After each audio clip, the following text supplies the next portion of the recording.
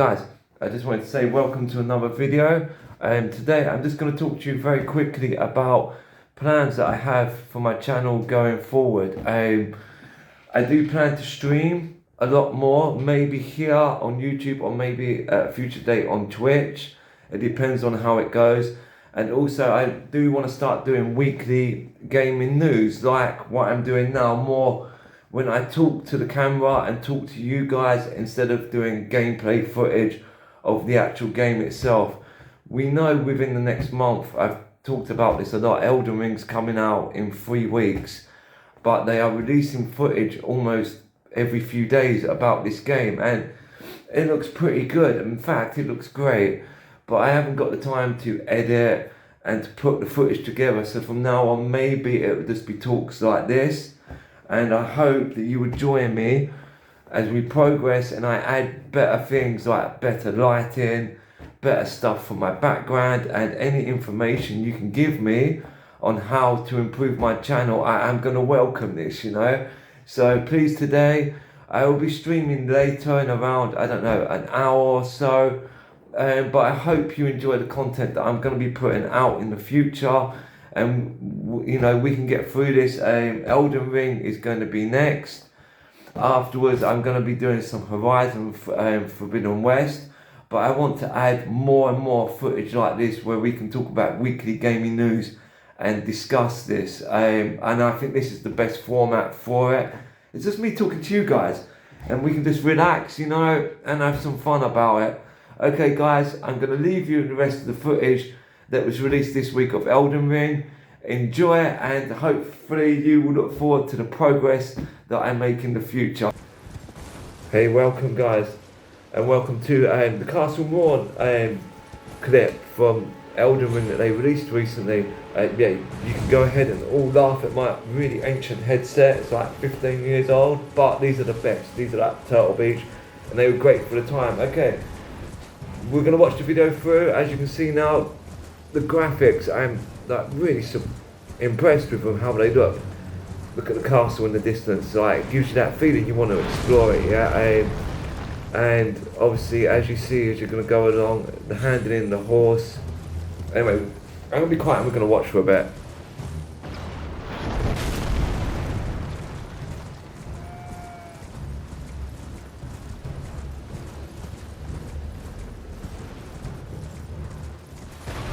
Oh man, and this giant, they cut the scene, they cut the fight scene, but you're going to be able to approach this miniature dungeon from different angles and different ways. Obviously they've cut the fight scene here.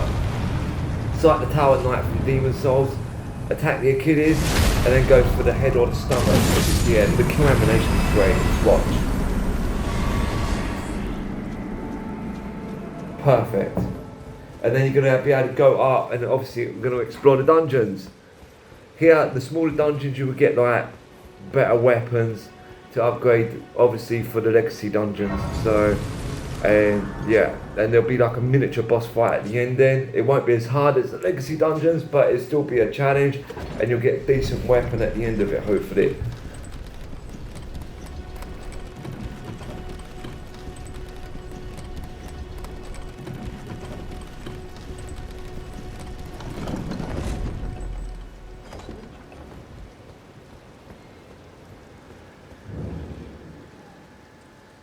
And guys, look at that shot of the castle as you go through. Okay, he's crouching, so there's stealth like in Shikiro, yes? Dark Souls didn't really rely on stealth that much, but this is a lot more reliant in parts. It enables you to, I wonder if there's going to be mimics. The chest, there's going to be a mimic in there sooner or later, I think. But with the dungeons, you're going to be exploring and finding pretty cool locations to look at. Again, they're not giving too way about the dungeon, which is good, which is what we want. No spoilers, but also I want to explore this myself. And another thing is that you can obviously encourage them to fight each other. So that's a pretty good thing. We can use this to our advantage. Instead of going direct with fighting, we can actually use the environment and the monsters deal with it themselves, sorry. I hope the arrows do more damage than Dark Souls.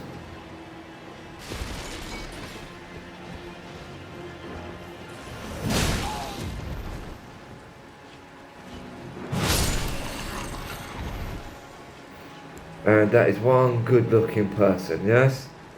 Look, you know, poor sod.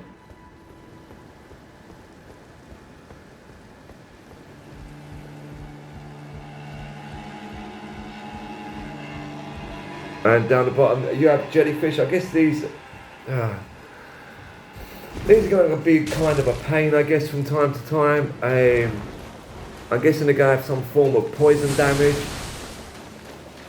And obviously you go through the fog door, classic Dark Souls, you're going to get the miniature boss fight here.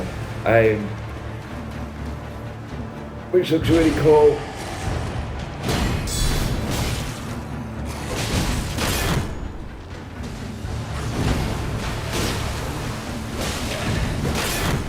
I actually love that, the jump.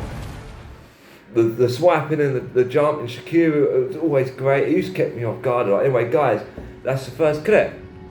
I'll see you in a second for the next one, okay? Okay guys, here we go with the second clip. Lake of Liriana, I probably butchered that name, but anyway, here we go with the fast travel. Okay, it looks pretty cool, I have to admit. But this part actually catches me quite good with what is happening in the environment. You'll see in a second. Now here we have a lot of slower based enemy attacks. You see in the first clip the enemies are quite fast, but these ones have different forms of attacks and they're slow. It's about getting the timing right with them. Anyone that's played Dark Souls, Dancer of Lufiana Fadi will know exactly how the slow swipes can actually get you off guard. Which is cool, which is great, but you know.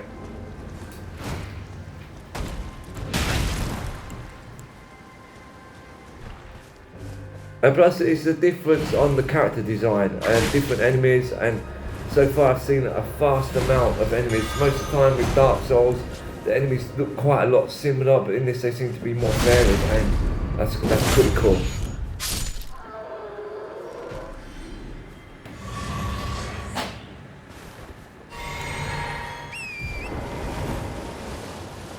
And the backstab. One of the best moves in the game. You need to learn parrying, backstabs, and in this one obviously the jumps through the sweeps. So, and there's your steed again, and you can call it from whenever you want, and you're going to see no, you're not going to see, it was going to show you the double jump. Okay.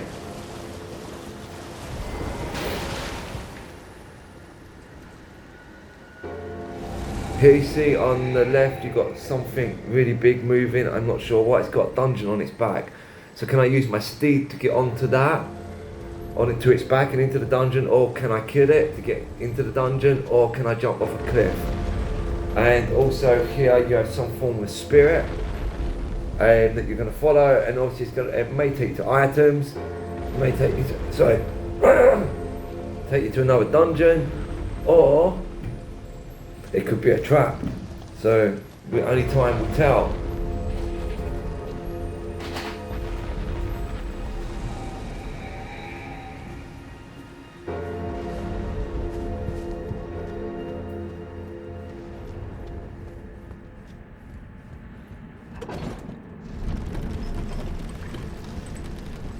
The atmosphere is amazing.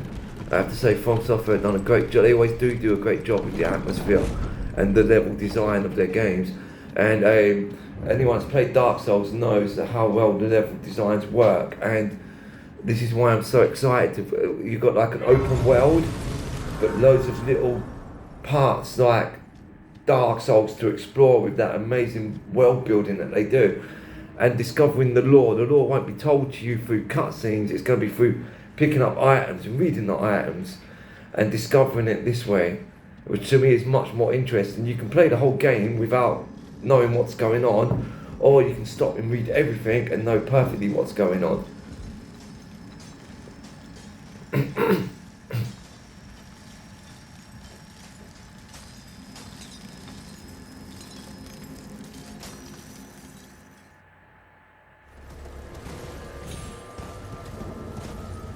In this, I believe the fall damage isn't as bad as what it is in Dark Souls. I believe you can fall off quite high heights and survive, but not all the time. So it's not perfect, and there's your double jump.